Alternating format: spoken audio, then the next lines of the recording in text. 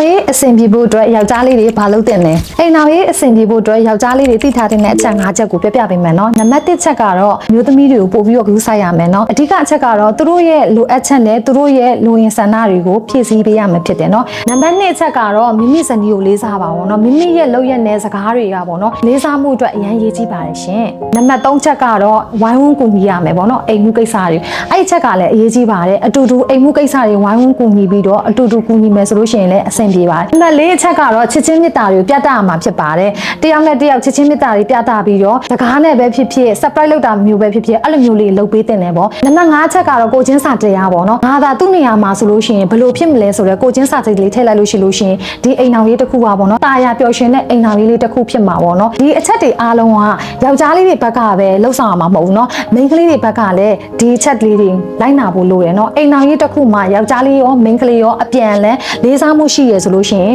ပျော်ရွှင်တာယာတဲ့အိမ်အောင်ရေးတစ်ခုဖြစ်ဖို့အဆင်ပြေချောမွေ့သွားပါပြီနော်